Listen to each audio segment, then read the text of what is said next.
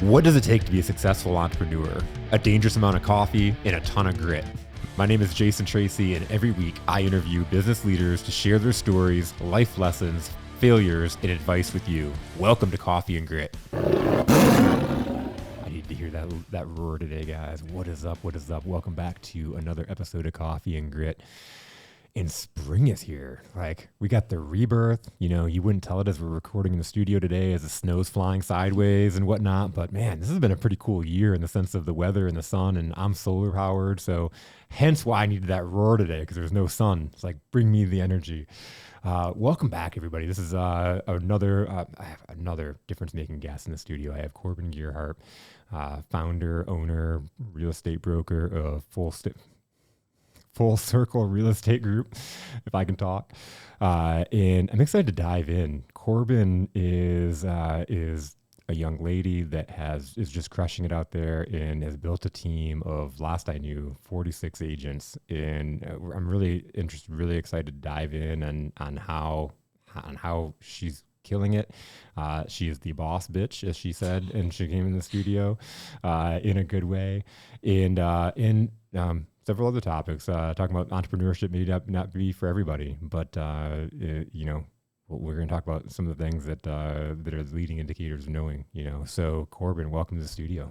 Thank you so much. I'm happy to be here. It seems like it was forever ago that we booked it, but at the same time, time like flies. So welcome in. I'm always excited to have people that have never been in the studio before on the podcast. So it's cool. Thank you. So Full Circle. What does that mean? Like, does that name tie into anything? And tell me how you got started. Well, I think it ties into so many different things that have come full circle in my life. And when I felt like I opened up my company, it really did feel like everything came full circle, and I was right where I needed to be, even though I didn't plan to be there at all. It kind of just happened naturally for me. So that's kind of where it came from. It just kind of seemed to stick. A lot of companies and teams, they told me to go with Gearhart or something with my name, like most companies would. Yeah. And to me, I just didn't feel that was authentic, because I didn't want it to be just about me. I wanted it to be about my team as well, and not just look at me, it's about me type of thing. That's huge. That's so cool, because I didn't know the story behind the name, but on the way here, I was looking, obviously I knew the name of your company, but like looking at it, I'm like, I bet there's a name, a reason for that full circle. Yeah. It's so cool. There's always the stories of like how that happened. Mm-hmm. So speaking of, tell me, how did that happen? How did you think you were going to have a big real estate group? Oh my gosh, no, never. I've always been the type of person that's been so shy, so introverted. The thought of just talking in front of a couple people in a room like terrified me. So to have a team of like almost 50 people. Yeah. Is crazy to me, and it's almost like they've pushed me where I needed to be, because I never intended to have a team or a brokerage at all. Well, I remember when we were talking back in my office a couple months ago when we were scheduling this, and you're saying you kind of were thinking about just going out on your own. Mm-hmm. How did that all unfold?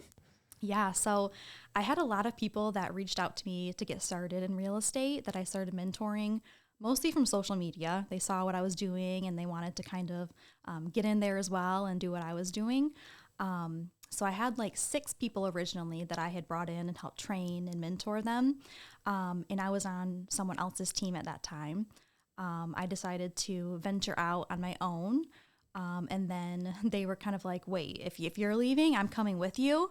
Like, you're the reason I'm in real estate, and I'm wherever you are, which was very surprising to me. Very heartfelt also. And they're still with me to this day, by the way. So cool. Yeah, it is really cool. So that's kind of how I started, just with them. Like, they wanted to learn from me, and I started training them and showing them how I do things. And I found my passion for helping and teaching others from there.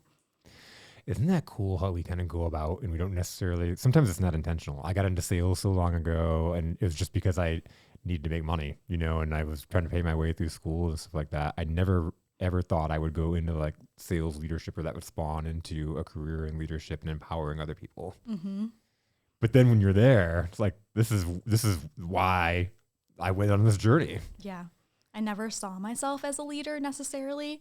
And then when they started seeing that in me, it gave me so much more confidence and motivation because it was not just my career and my life, it was theirs as well. Ooh. So I bettered myself so much more because of that. And that's huge because you're thinking about, again, you're not thinking about building a company or having more people coming with you. How do you then step up to say, okay, I'm going to grow because I need to? Yeah, it was almost, by force. I had no other option but to grow kind of thing. It just started organically growing from there. I think when I was with that big box brokerage, I had like 18 people at that point, mostly from social media or word of mouth. People just kind of were attracted to what we had. It's something that's very different than I think a lot of other teams and companies. So by that point, we were just growing so quickly. I just decided I'm already kind of doing everything from a leadership standpoint. Why not venture off and do this myself when I'm already doing everything, save my team money, and we can brand ourselves? Yeah. So how does that start? It was a lot of trial and error, for sure. A lot of figuring things out as I went. I definitely didn't know what I was doing. I just kind of every day I would work towards it and figure out what the next step was, and put a lot of systems into place. And just little by little, it just started snowballing from there, and we had Full Circle Real Estate Group.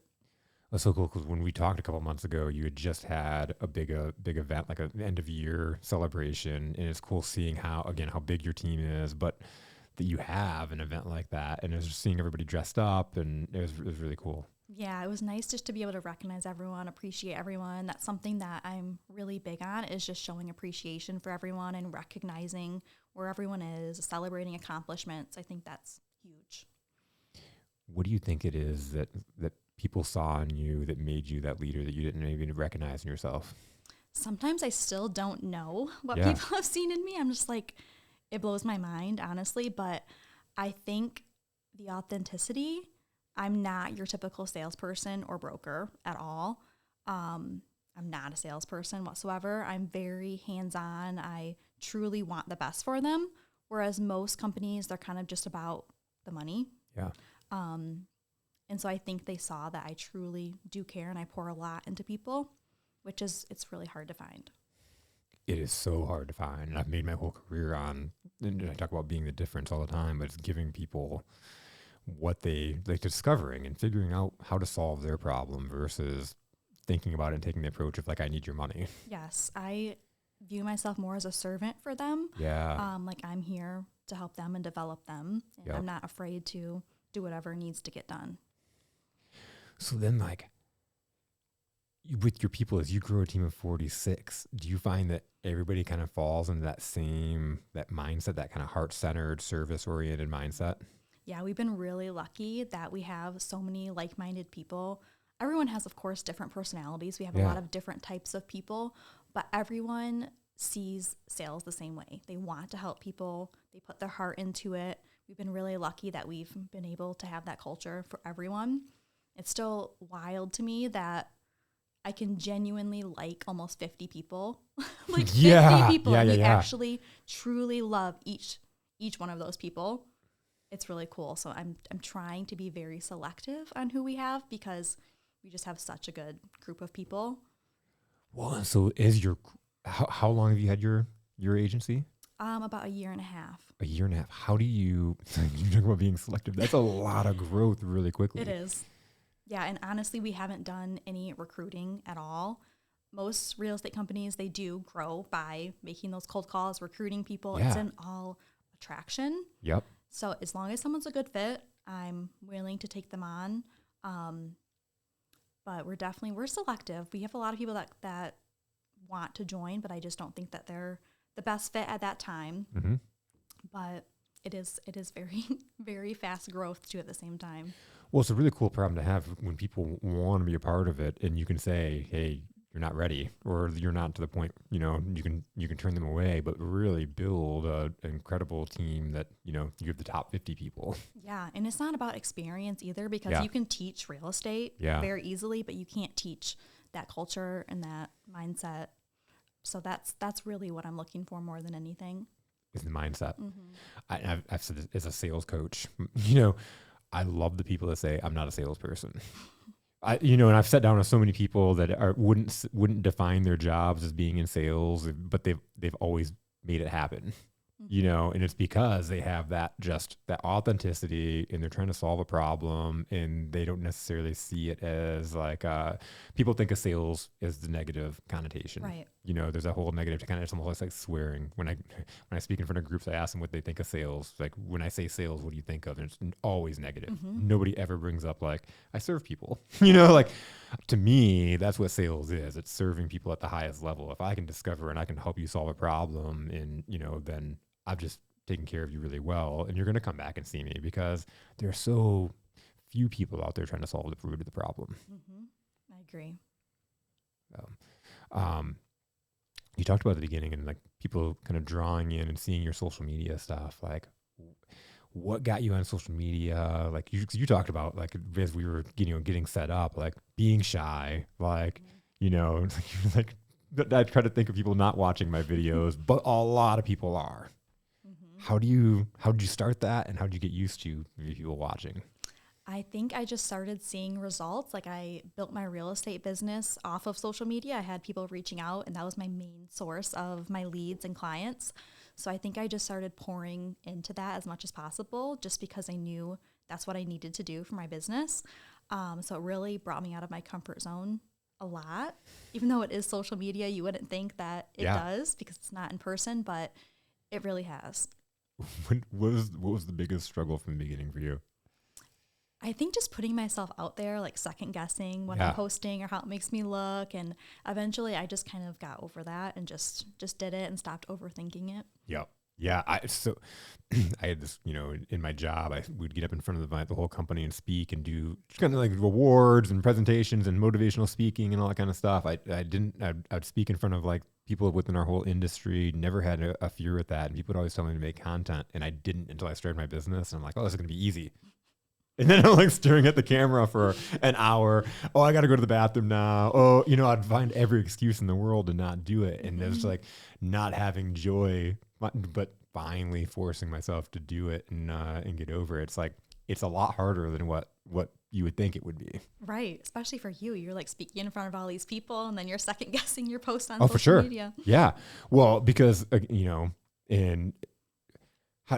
especially when you start posting, nobody's watching. Right. To your point, you're like, I hope nobody's watching. When you first start posting, even though you might have like a self-consciousness of hoping nobody's watching, you're really posting that because you're trying to grow your business, right, and you want people to watch. So as I started putting out content and nobody was replying to it, nobody's reacting to it, I'm doing it over and over again. It's like, oh, I must suck. So it's a lot of imposter syndrome. Mm-hmm. It's a lot of negative self-talk. And then something kind of cool happened is that I would go out in networking meetings and stuff like that, and people would pull me aside and be like, hey, thank you for posting that video. I really needed to hear that. And I've started to realize that the people that need to hear my messages weren't a lot of the times the people that were like raising their hands saying, it's me. Like they weren't going to the comments and liking and doing, because they didn't want attention drawn to them. Right. That's a good point. So it's like people are watching, yep, and then it takes that consistency. Yep. That's been a big motivation for me to post things and put my stories out there, because a lot of it is very personal. Yeah. But I know if I don't share it, I'm taking that away from someone who could hear that and it could change their life. So that's been a big push for me too, just sharing my struggles and my personal story. It's huge, because if we're going through it, somebody else is going through it too. Mm-hmm.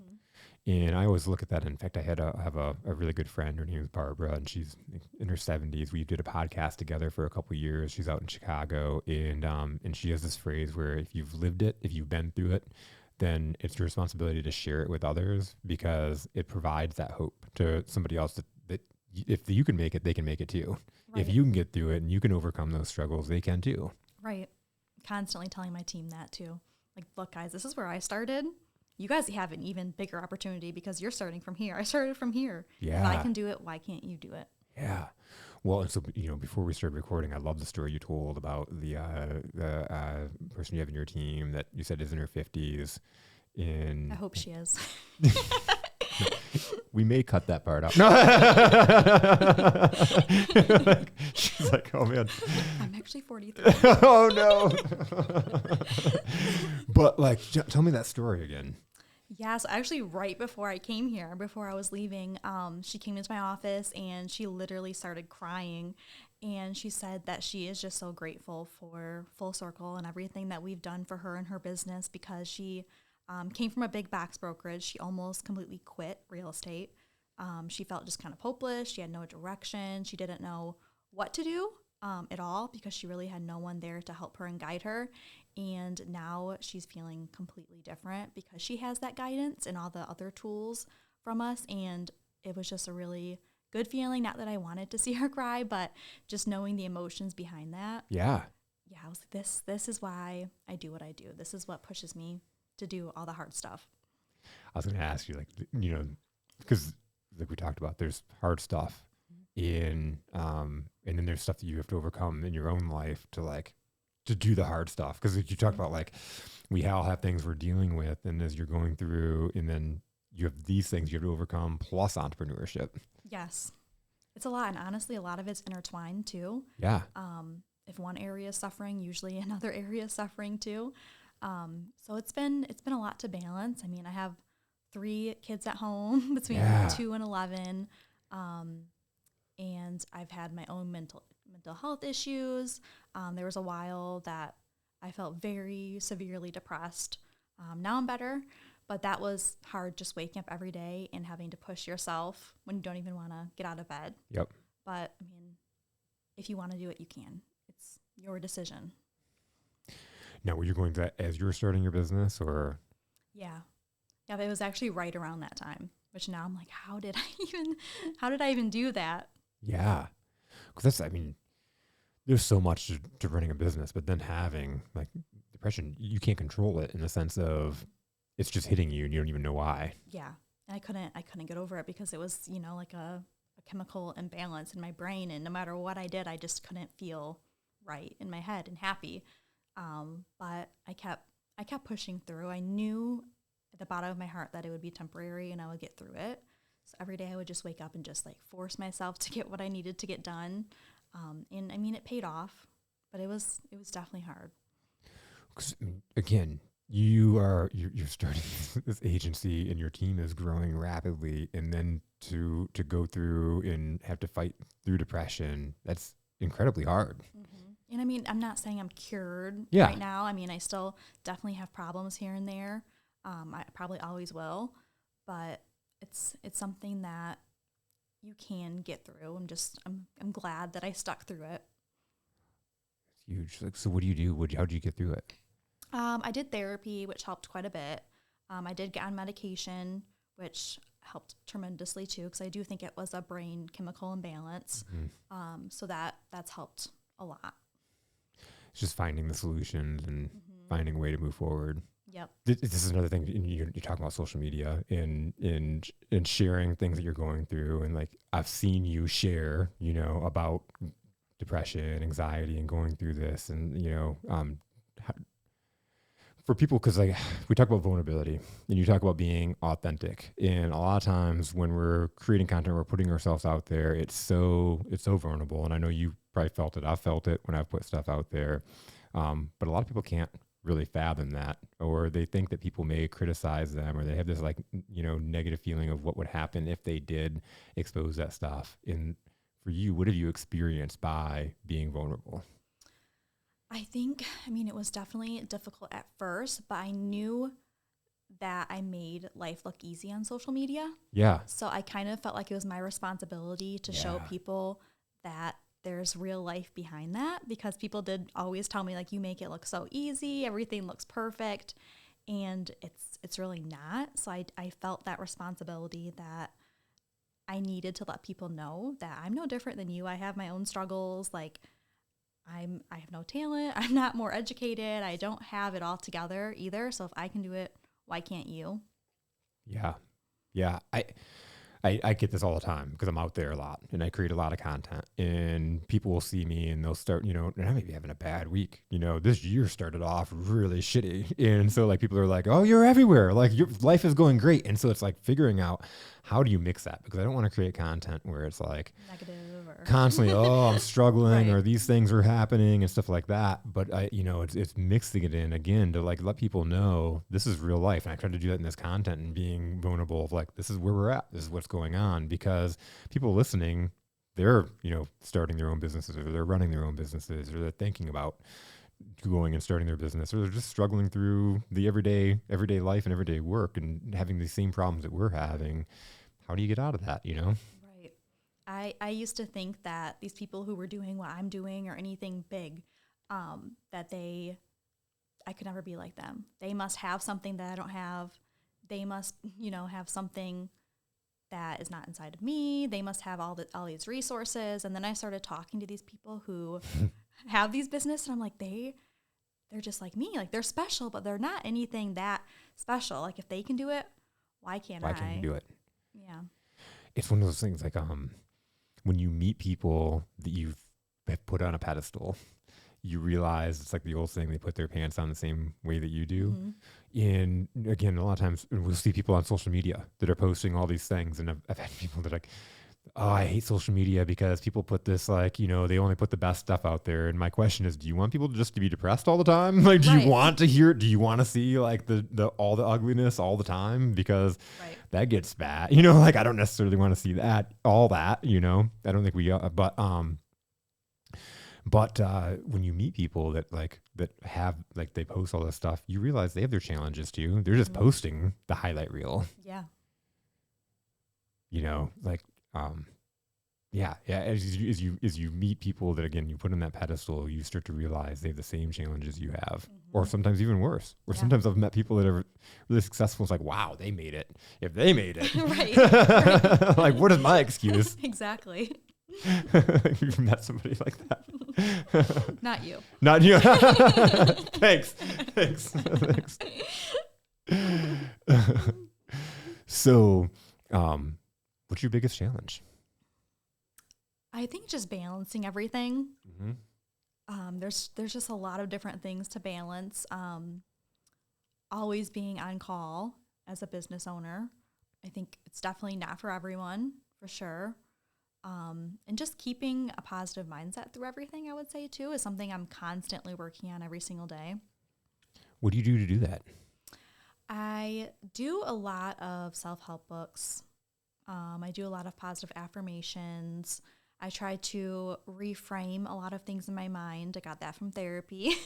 Yeah. If I am anxious about something or worried about something, I try to reframe that in my mind to look a little bit different. And that's been something that's helped me a lot.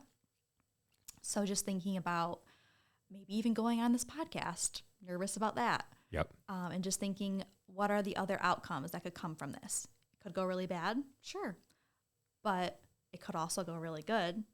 It could also be okay, and then we re-record something, or we make it better in some way. And just going through all those different scenarios has helped so much. Even just thinking of the worst case scenario has helped, because you're like, oh, that's the worst that could happen? That's the worst that could happen. I can handle that.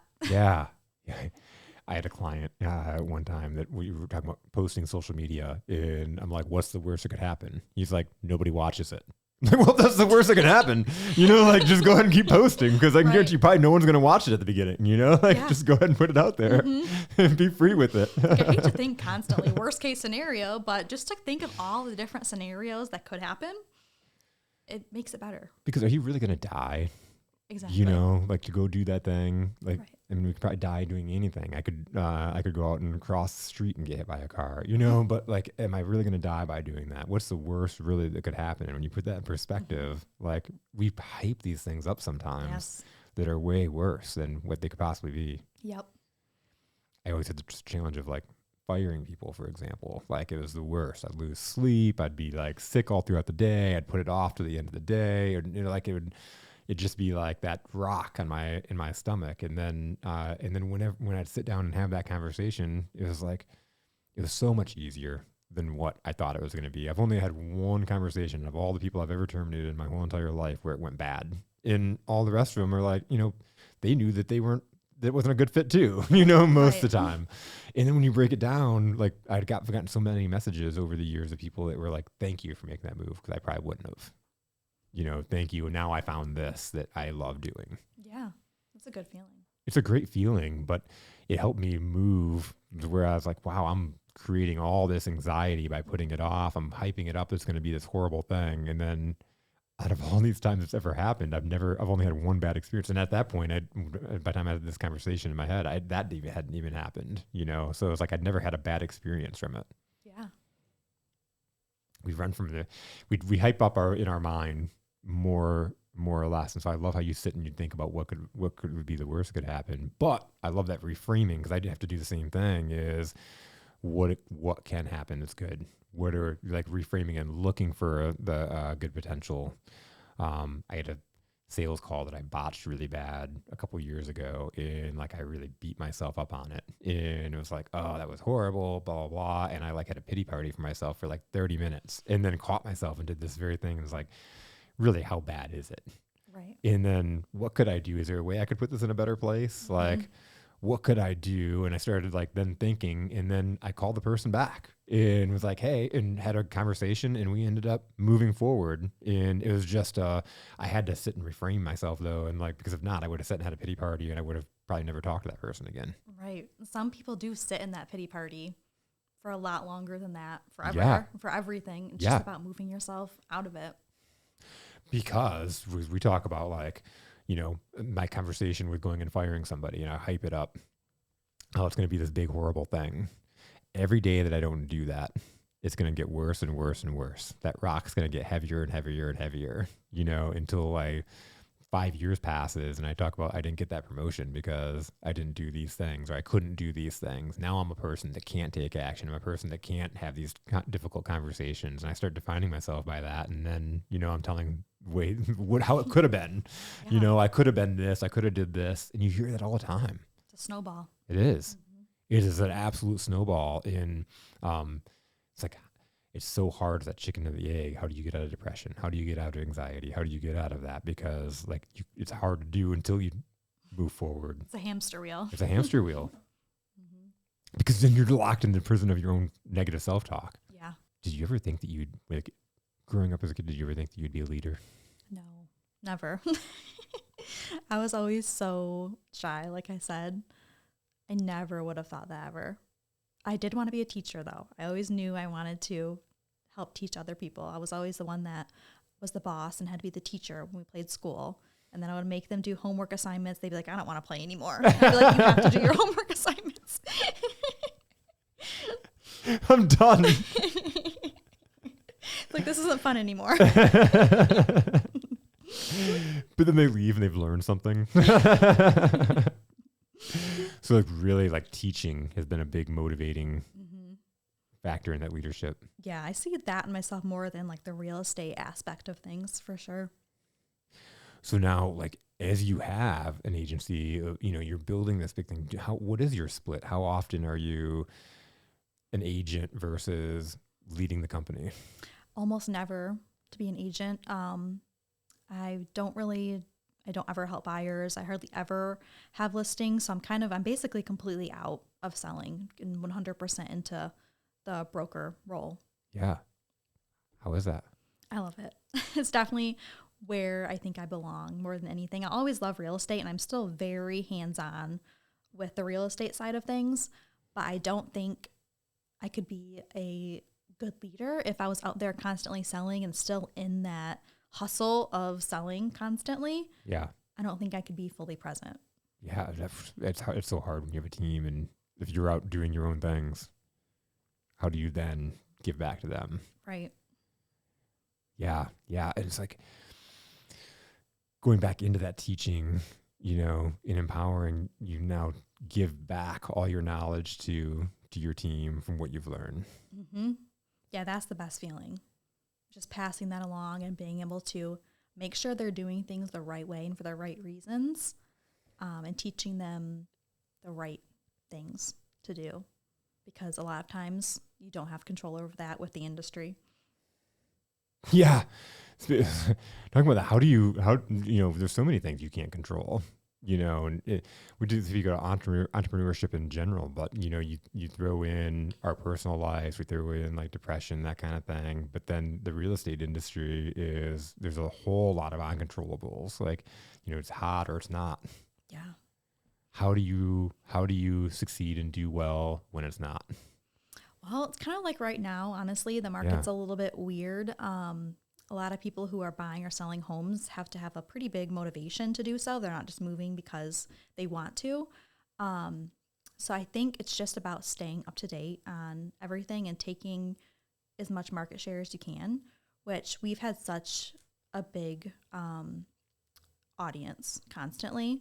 So I think with all of us, we just stay top of mind in front of people. I mean, most agents are only selling a few homes a year. Mm-hmm. So a lot of them are unfortunately dropping out of real estate, which is leaving more business for us because we are 100% in for real estate. It's not just a side thing or a hobby for us. So for me, like, failure is not an option. Whatever has to happen. I don't have a fallback plan. None of us do. Like, this is it for us. That's awesome, because I really do believe that, like, there's no such thing as you can have bad months, but when you have a team that's doing the right things, their months will still be better than what the average are. They'll still have good months, or top performer will have a good month regardless. Right. Because they're doing the right things and building those relationships. Yep. And honestly, you just have to put more time into it. The more you put into it, the more you're going to get. So maybe before, business came really easily to us, and now we just have to buckle down and put a lot more time into getting those sales. How do you make that adjustment, especially, being so young, and now you're leading a team, and then so how much experience as far as like all the dips and the waves when you hit with a bad time, how do you get through that? I think listening to other people that have been in the industry for much longer. I've read so many different books too. I'm constantly learning all the time. So I think just getting as much knowledge as you can from everyone around you, and just shifting wherever you can. Yeah, it's like constantly being coachable. That personal growth is so huge for survival, period. Mm-hmm. And then also the people you surround yourself with. Oh yeah, that's huge. Like you talked about earlier, like the team kind of like pulling you. Yeah. Because when they're so motivated and they're like, they want to be on your team, like that's got to be pretty pulling. Yeah. It's definitely different than usual. I feel like most people they're on the leadership scale and they're like trying to pull people into them. And it's been way different for me. It's so cool because I've coached so many leaders on my teams over the years, and you're right. There's so many people. It's like it's hard, or they're trying to become the leader, and for it just to be natural. Again, you're giving people a certain thing. Mm-hmm. Being seen, felt, heard probably is a huge piece of it. Yeah, it's definitely more than just having all the answers, which is kind of what I thought was leadership. Before, yeah. Yep. When I first got my first leadership role, I thought it was having all the answers, and so I felt so stupid, and I was constantly trying to run and get the answers. And it's fun now because you can give away that. How do you respond when you don't have an answer?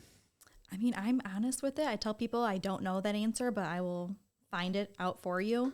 And I think it just comes with feeling confident. I know a lot of things. So if there's something I don't know, that's okay. Yeah. It's huge. And no matter what sales you're in, I think a lot of times, again, people put like, oh, I should know the answer to that. And so they'll either make up something, or push it off, not say I'll follow up with it, not that kind of thing. There's a lot of, but like when you can take action and just admit, like, I don't know. I had this young sales guy that worked for me a long time ago that would not tell people that he was brand new. And I'm like, you're talking to people, and like, if you don't tell them you're new, they're going to think that you're just like stupid. Like, like you don't know. And it's okay to tell them, hey, I'm new. I don't know the answer to this question, but I'll find out. We have a lot of experience around here. I'm going to go and I'll find the answer to that, as opposed to making up something or kind of like stumbling over it and trying to, act like you don't know. Like, be honest. Right. I tell my agents that too. Like, people don't care how much you know. They just want the answers. They want to know how much you care. How hard will you work for them, and how much do you care about them? Right. Because at the end of the day, and you talk about, again, like building those relationships with people, like, again, people just, their biggest need is to be seen, felt, and heard. And to me, and my whole career in sales is figuring that out. You know, I got into sales and I struggled with it hardcore. And, it took realizing that, that it was serving people. I got in, I started off door-to-door sales. And so I got into it because I needed to make enough money to pay my way through college. I was trying to pay my way through school, and I was working in a nursing home. And so I'm trying to pay my way through school. And so I go to get this job, and they're telling me, like, go watch The Boiler Room. That's what we do. That's what sales is all about. And have you seen that movie? No. Great movie. I love the movie, but it made my stomach hurt to feel like that's what I'm doing to people. Like I'm like this, like fast talking and trying to do these like psychological tricks, put the thing in their hand and then pull it out and all these like just different things. And like it made my stomach hurt. Like I couldn't do it very well. And then fast forward a year or so later, I'm working with this company and I'm still kind of struggling with sales. And the sales manager is like, go shop other salespeople, like go to other companies and shop other salespeople and then figure out what they're doing. And, like get better by watching other people. And so I did that. I'd go out and I went to car dealerships and furniture stores and all these places where I could find salespeople. And I was extremely disappointed. Like people suck. Like there's so many people out there that are so worried about their money. They're worried about their time. You're walking up at the car dealership as a 21-year-old. They were playing paper, scissors, rocks over who was going to come out and talk to me, right? Like nobody wanted to come and talk to me. They knew I was going to waste their time and they were right. I'm there shopping them. But that's beside the point. Like if they would have treated me like a person, who knows what happens, right? And so that was the biggest thing I got out of it. At first I was extremely disappointed. I'm like, this is horrible advice. Like these people suck. It was like, oh, wait a minute. The reason why I got into sales in the first place is because people would give me things. Strangers would come up in the middle of, strangers would come up and tell me their life story. People would do my work for me. I didn't understand why. I'm like, oh, I'd be good at sales because of these things. Like I have these relationships. And then I got there and didn't use any of that. I didn't understand what it was that I was doing. The whole point of the story is that what I realized as I started doing that was it was making people feel seen, felt, and heard. I was like a safe place. People could come and talk to me and I'd listen and I'd ask them questions and I'm naturally curious. I want to know. And then if I had the solution, I could give it to them, right? Like here's a way to solve that problem. And so once I learned to do that, it was a game changer for me. All of a sudden, then my career skyrocketed. And then to teach other people how to do that is so much fun. So I know where you're at. It's like empowering other people because sales is done so wrong 90% of the time. We're doing it from, I call it inward, outward. So we do it from an inward space of worrying about my commissions, growing my business, growing my company. I got to take that vacation. If I don't sell this thing, my boss is going to write me up or put me on a performance plan or, these negative. If I'm in my head thinking about what's going to happen to me or my worries and challenges, am I going to help that person across from the table? Right. Very well. And they're the most important person. Mm-hmm. So you kind of learned what not to do. By watching. And that's what, it was fun because it was a really big learning lesson because it took me several months to really realize, wait a minute. Because I was like pissed, like when this sucks, like I'm not learning anything. Like I'm not learning anything good from these people. And I was like, oh. And that's why I went on that tangent is because the biggest thing is there's so many talkers out there. Mm-hmm. There are very few walkers. In that whole seen, felt, and heard, if you can really see, feel, and hear people, if you can really understand their challenges and you have the way to solve them, it's not selling. Right. It's solving their problem. Yep. That's how I see it too. And so then you bring on and why your team grows is because why the lady comes up to you and says, I was going to quit before is because you're teaching her a different way. Mm-hmm. You're teaching her the right way. Yeah. I try to pour into them as much as I can, give as much value as possible. Well, and I see, was a couple weeks ago, you redid your training room. Mm-hmm. Like I took a wall down. It looks super cool. Thank you. That was needed. It was very narrow. So we had to take a whole wall down in the office. So tell me about that. What do you do? What kind of events do you do? How do you give back to your people and train them and develop them? We do a lot of community things. We're in Holly, so it's a very small town, tight-knit community. We have our Easter event we're doing soon. Get a lot of people. We do things for different holidays. Very involved in the community and just constantly doing events to gather people. So that's been really rewarding after opening the brokerage, is just being a part of the community and being able to offer those things to people. Yeah, it's fun to like actually be a part of a community and have that impact. Mm-hmm. We're the only company in Holly, which has been really cool. Oh, that's awesome. Yeah. That's really, really cool. So you get to like kind of dominate the community. Yeah. Yep. It worked out. That's really cool. That's awesome. So what do you, so is that, what are the things that you do as far as like developing your team? We do a ton of training, tons. We have like a mentorship program where people, when they're first licensed and new, they come in and they get 2 mentors who are basically like they hold their hand through everything. They take them on their first showings. They teach them how to write offers. They're basically just their best buddy for everything that they might need. And then we have just weekly trainings where we just really dive into everything that they need to know about real estate. Different trainings each week. We bring in a lot of guest speakers. And I'm very hands-on broker, maybe too hands-on.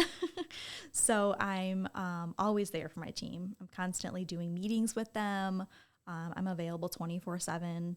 Just I'm very hands-on. I like to highlight this because again, one, people listening from all kinds of different companies, it's all about developing your people. You know, and that's the difference maker right there. Is when you pour into your people will pour into clients. Like, you know, when they're happy, when they're knowledgeable, but so often we here's the numbers. And I can only imagine what it's like in real estate because you are your own independent business owner to a degree, right? Yep. That does make it harder because they're not technically employees. Yeah. Yeah. So that does make it harder. I think when you find issues, there's been a lot of companies where people will come to you and be like, hey, I'm not happy with this. This is going wrong. And they just kind of write them off. I think just taking those head on and dealing with them right when they happen, which we haven't had a lot of issues, but there has been times where people are like, look, I don't know what to do about this. And just being there to help them through that is really all they're looking for. Yeah, a lot of people just miss that opportunity. Yeah. Why do you think they miss it? I think that they just don't care enough. I think there's a lot of selfishness in business in some ways. And they just don't think of their people as their business. Like my clients aren't really the real estate clients as much as my agents are. Yeah. Like they're my biggest client. Yeah. And so I want to take care of them and make sure that they are heard and have what they need. And that's why they've been so loyal and why we've had so many people stay for so long. That's so awesome.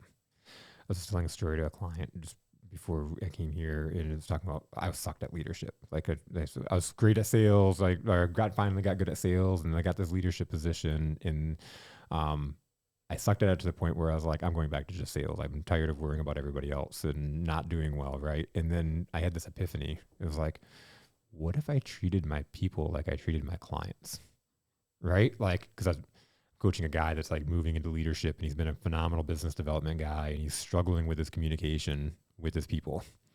But at the same time, I'm working with him on talking about his clients and how he's taking care of them, and he's talking about how he solves problems, the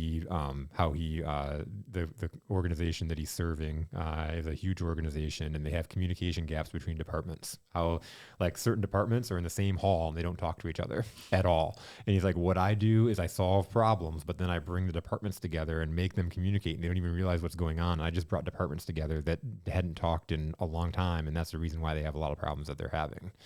And it's like, wow, he gets that communication and the problem solving so well with his clients.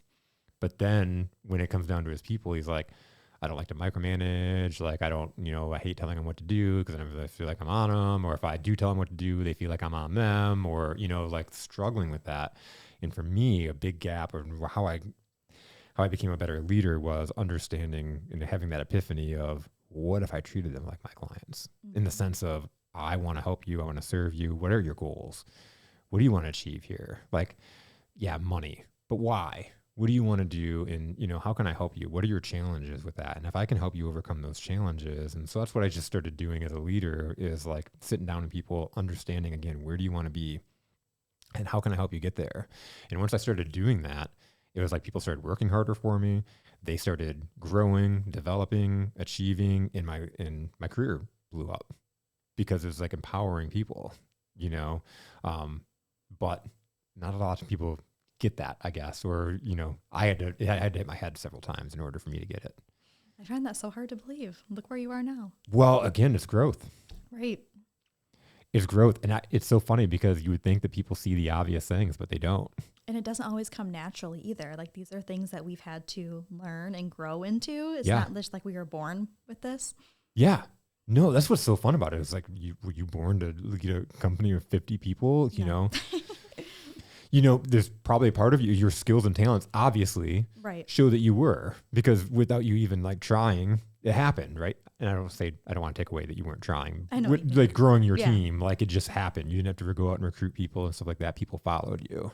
So there's obviously natural leadership traits in you where people want to follow you, but then it's learning as you go. Yeah. It's taken a lot of learning and growth. How do you keep growing yourself as you keep growing?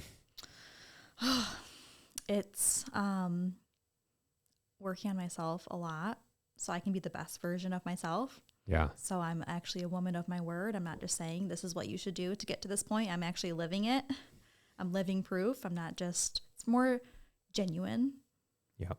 than me just saying, oh, you should do this, this, and this. If I've done it and been through it, it's just comes from such more of an authentic place. Yeah.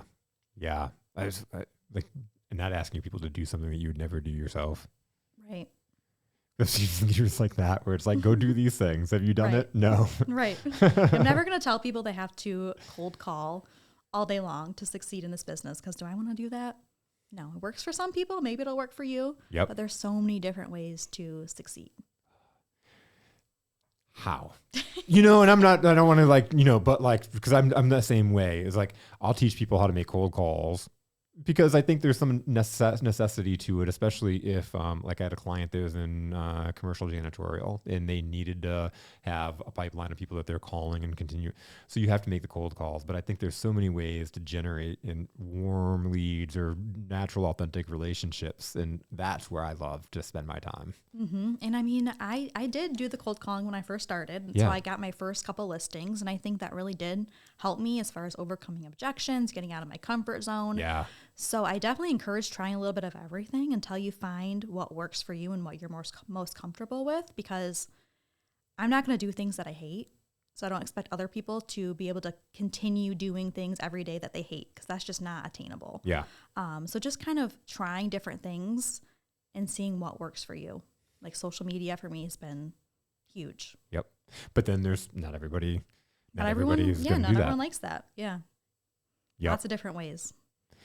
Yeah, I love for me, it's like, I'll make calls, but I love building relationships with people where I never have cold calls. I'm not just picking up the phone and calling somebody that I don't know. I've already, you know, and there's so many different ways to do that, you know, from the content. This podcast started off because it was a way for me to get to know people that I thought were really badass people. You know, like, you have a really cool story. I want to get to know you more, not necessarily from a client standpoint. If that works out, awesome. But, you know, collaborations and just being able to build relationships or like referrals and stuff like that is like, I bring people on the show and I get to know more about their story and then put their content out for a week. I feel like I feel like you're like my kids, like 155 of you, like out there, and I get to, like, you know, because when people will ask me, like, and they will, like, as people listen to these episodes, like, I always get asked, like, can you connect me to that person? Or, you know, and it's like, it's so cool to be able to do that. That To is be able cool. to give people that, like, one, spotlight, and two, to be able to give that back to them. And coming from that place will get you way more results than if you're coming from a place of, oh, I just want to get business. Exactly. If this was just a ruse to, like, sign up business, I would not have 155 episodes, right? It would have died off because people are like, oh, don't go to Jason. He's going to constantly sell you on something, right? Now I've had episodes where, especially in the beginning, like, it shocked me when it would happen. We'd get done and people would be like, you've asked me questions nobody's ever asked me before. What would it be like to sit down in a coaching session with you? And so that was like, wow, okay, this is like getting intentional. People are like, you know, and that wasn't the intent of it at the Right. beginning, but to have that happen, again, there's so many different ways. Now the content, it just kind of drives, like I said, being kind of public and people listen to it. And I'm constantly being connected to new people, especially it's a compound effect as we have all these awesome guests, people that have been on the show, then connect me to other people. So it's just kind of crazy how the relationships grow. Yeah. I say that because, again, this podcast has been used as another way to go out there and grow, one, your brand, kind of like how you're doing your content. You're always out there, you're growing your brand. Like how many people, do you have a quantify, like how many people do you think know you as you're walking on the street that you have no idea who they are? Honestly, it does happen a lot. People know exactly who I am, and I'm like, I don't know who you are, but I'll pretend I do. Right? I've had this happen so much recently where it's like I pride myself in remembering people's names and, or remembering, like, if I don't remember your name, I at least remember how we met, kind of thing. Mm-hmm. And then people will come up to me, they're like, "Hey, Jason." I was like, "Hey, how's it going?" Some people are people I've never even met. They just know me from social media. And I'm like, yeah. It's cool though. Well, and I felt like I knew you even though I didn't when I first met you, because I've been watching your social media for a long time. So that's my goal. Yeah, that's exactly it. It's, and I've told this story over and over again. So for the listeners, but it was kind of a shocking thing. I had this person on LinkedIn that when I first started creating content, and I put out a lot of content, and I met up with her and we did a Zoom, and she was like, "Oh my God, you're real." I was like, yeah. What do you mean? But she'd been watching the videos so many times before we had actually got on the call that it does. And like, you seem famous, right? Like it's, that's what the power of social media has. And I think if people when you bring up social media with the general public, people have like a lot of negative connotation, or we talk about how, everybody puts their life out there and, that everything is great. But if you look at the resource that we have as far as tools, like, people can make money, become famous, grow businesses right from their home. Mm-hmm. Yeah, it's definitely a catch-22 in some ways. I know there's negative aspects to it as well, but I think it is what you make of it. And for me, it's been mostly positive. I think that's like theme of everything is like, it is what you make it. That's true. Yeah, not just social media, life. Because like how many people have been have went through depression, have went through like your life story that are sitting in your shoes versus, all those reasons and using those reasons of why they couldn't succeed. Yeah, I probably shouldn't be here. My life could have went a completely different direction. Yeah. Like it was just like we always say, we are the results of our parents. And I think this is just our circumstances in life, period. But like, it's a really good analogy of like people blame their parents, good, bad, and indifferent, in the sense of like, my life is horrible because my dad was this and my mom did this and I was raised like this. And that's why I have horrible luck. Mm-hmm. And then there's the people that like good, bad, or indifferent. You could have had crappy parents, but you're like, because I had these crappy parents, I wanted to give my kids something different. And so I did these things, or I went out and because I had this poor childhood, I wanted to become a business owner, make sure that my kids and my family had this security. And like, you do the things opposite, so we are our circumstances, good, bad, and indifferent. Which route are you going to take? Right. Kind of like what you were saying with, you learn what not to do. Yes. Same thing. Have you, from the agencies you worked at, have you learned what not to do? Yes, definitely. I've definitely had to learn ways of not running a company. I've helped build up other companies where I've seen what can happen when you aren't intentional with your people and what can happen when you're not doing things the correct way or coming from the best place.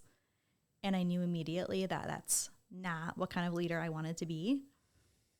So that definitely helped. We learn so much from people, like I said, good or bad.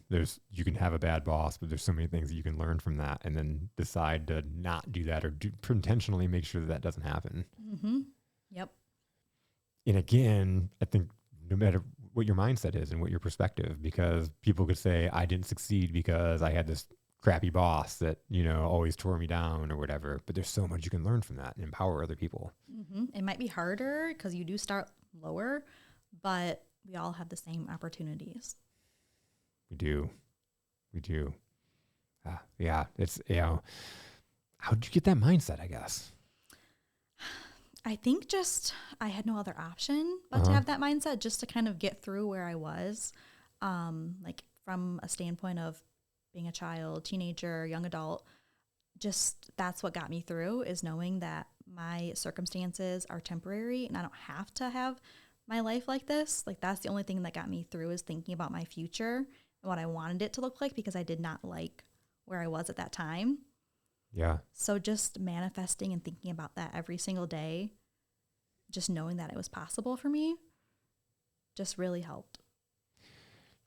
Do you think you always had that, or do you think it was like something that kind of like as you got older, like there was that the voice in the head? Like, where do you think you learned that from? I think it always has been there in some way. I think after I had my first kid when I was like 19 years old, Yeah. a lot changed for me, where I was like, oh my gosh, I'm responsible for another life and I have to provide that for them. So that just gave me so much more momentum to build my life from there. It's like serious, right? Like, Mm-hmm. again, whether you have a team or a child, like you're responsible for another human. It's a lot of responsibility. It's a lot of responsibility. It is. It's incredible. It's an incredible experience, but scary nonetheless, especially like being 19 and figuring it out. Mm-hmm. Yep. My husband worked at McDonald's at that time. I was a waitress. So it was, we had to do a lot to dig ourselves out of that hole, for sure. Well, and you speak of success stories. How many people have a kid that young or at 19 working at McDonald's, working as a waitress, that have been able to do what you do? Mm-hmm. Shared a car, the whole 9 yards. Had to go Yeah. to the food bank for food sometimes. And I just knew, like, this is not the kind of life that my child deserves. What can I do to get where other people are? So digging into that why. Mm-hmm. What's the biggest why that drives you? My family, for sure. Mm-hmm. I want to give them the best life possible, not only financially, but in every way possible. What does that look like? That looks like emotional safety, for sure. Yeah. Something that I did not feel I had. Being that safe place for them so they feel supported, giving them experiences, and hopefully they see that.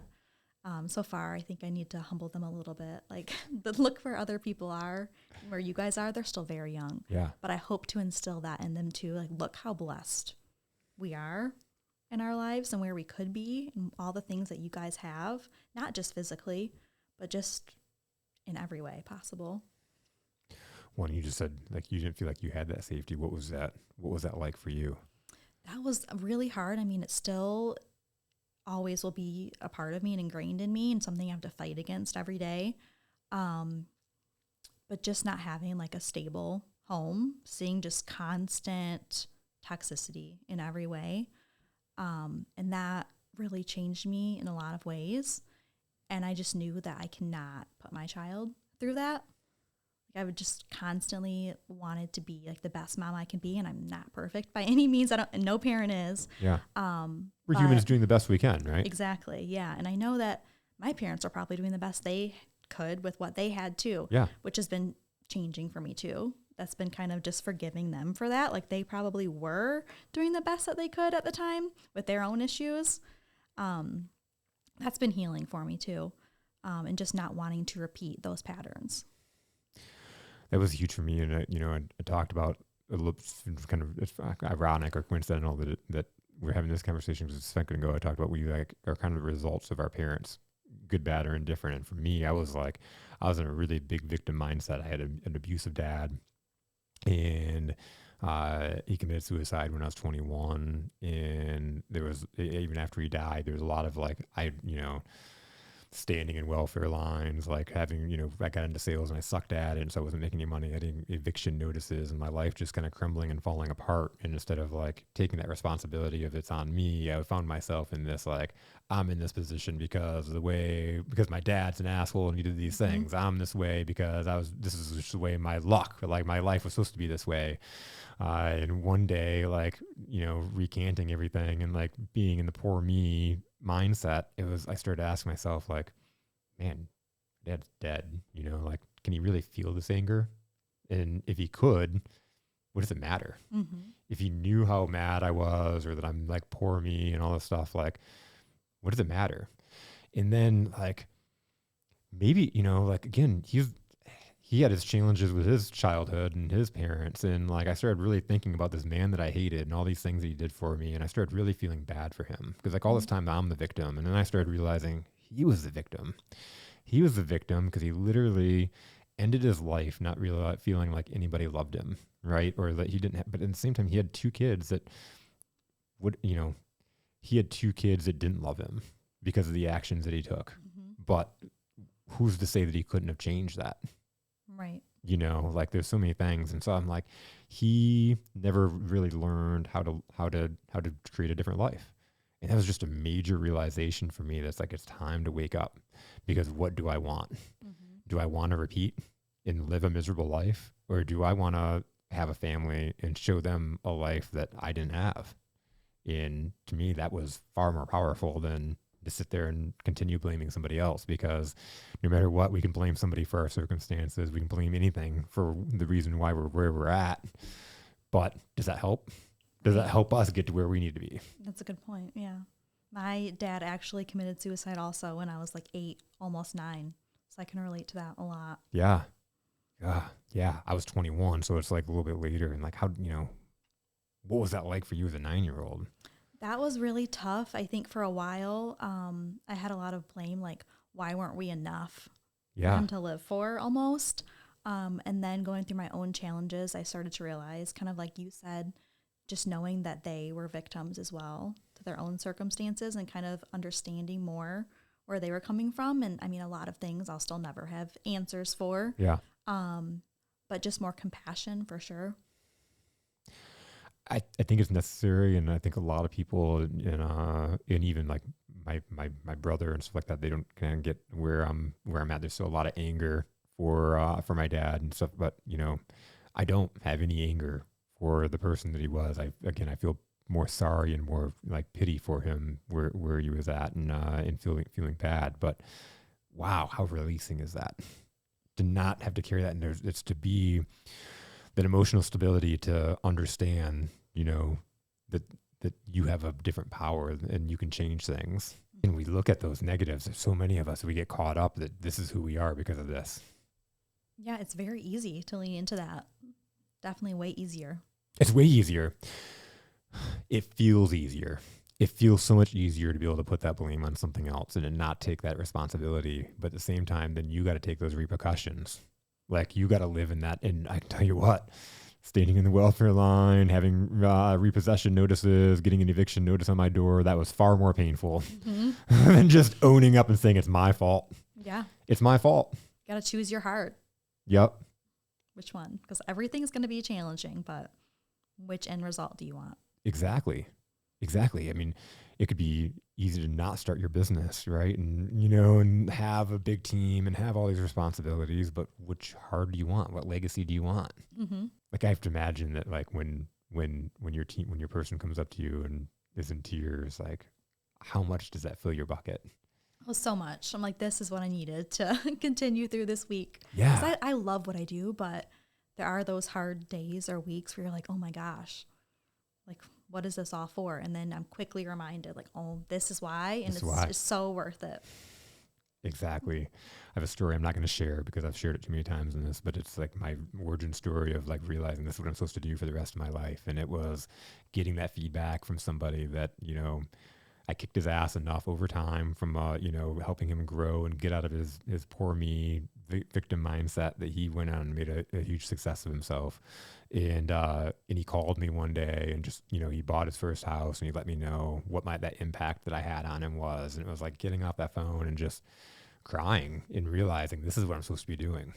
Like this right here, like empowering people, like sticking with them, like seeing their true ability and their talent and giving them something that most people are not giving them. Mm-hmm. It's a great feeling. It's such a great feeling because again, it's not a complex of like, what would they do without me? Right. But, if I didn't come into their life, what would happen? And maybe they come across somebody else, but, there's such a lack of leadership in organizations.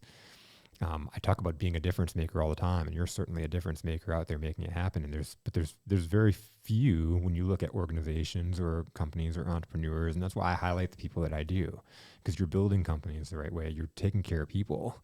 You're solving problems. You're taking your experiences that you've had and literally helping and empowering so many other people. And it's so cool because this is a year and a half. Where are you going to be in another year and a half? Can't even imagine. I'm getting tired thinking about it. For real. I mean, what is that? That's got to be pretty exciting. Yeah. Yeah, it's very exciting. Scary, but exciting. Yeah. Yeah. I mean, you're so young. You know, do you have a kind of a vision and what you want to accomplish? Not necessarily. I mean, I think if I died today and I was where I'm at right now, I would be happy because I never imagined I'd be where I am. Yep.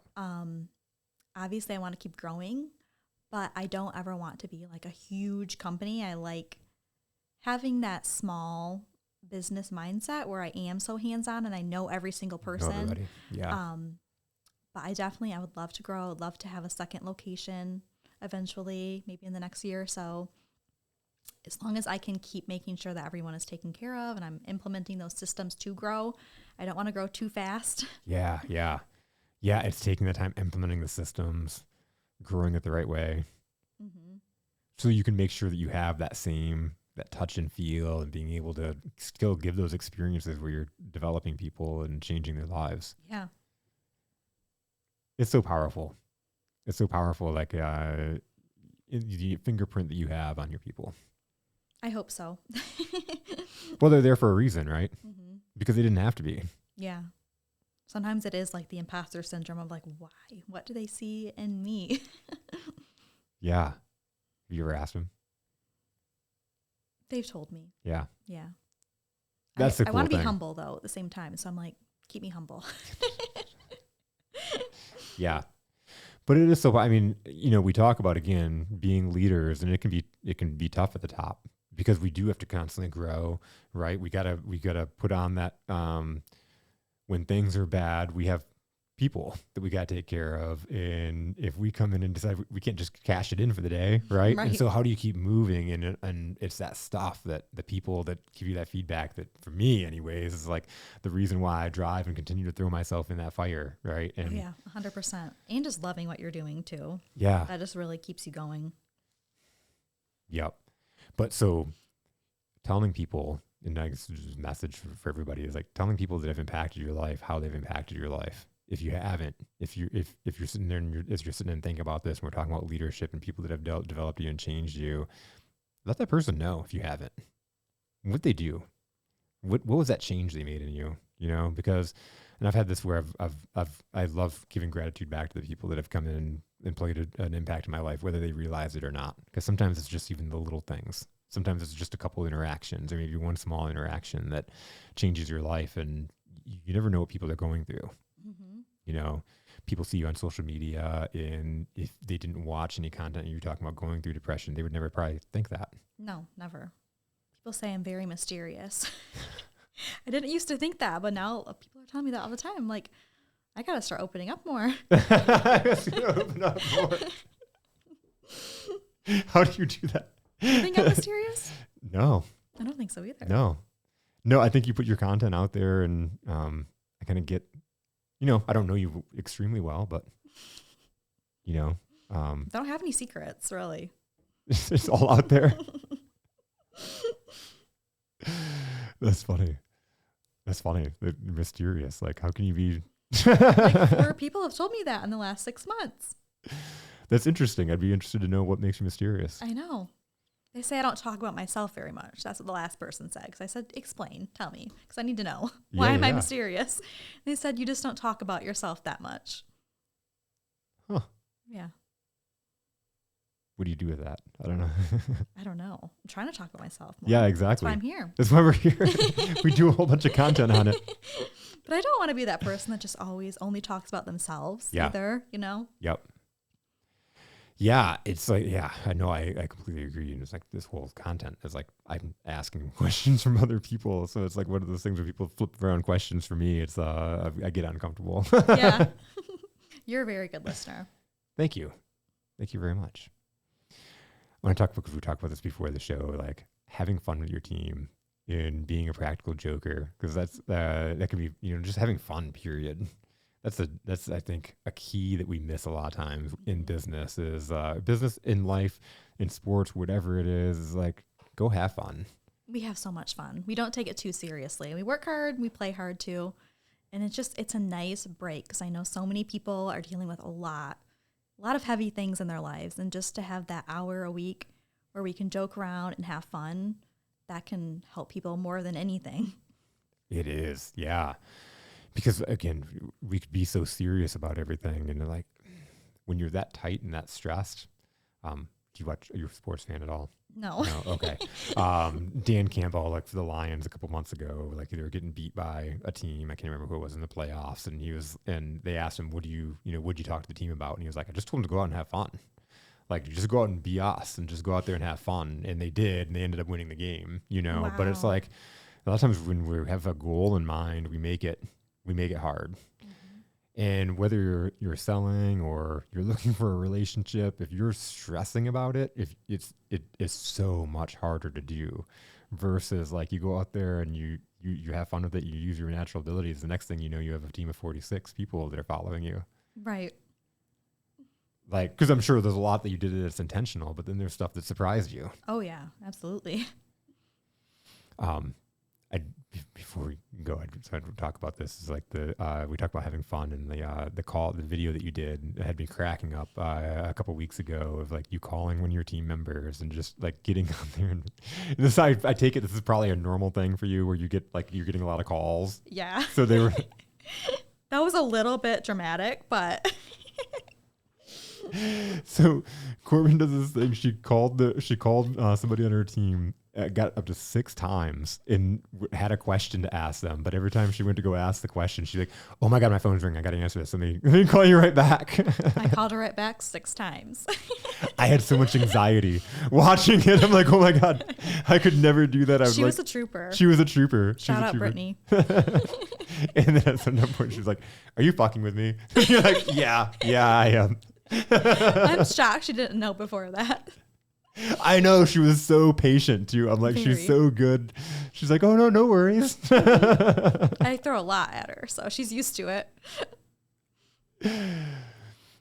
Before we wrap up, is there anything that you'd like to share that people don't know about you? I don't think so. I think we have a very good overview of everything. I'm pretty mysterious. I want to keep a little bit of mystery. Got to keep a little bit of mystery. You do. Absolutely. Absolutely. It's walking a fine line when we create content and put it out there for the public. But absolutely.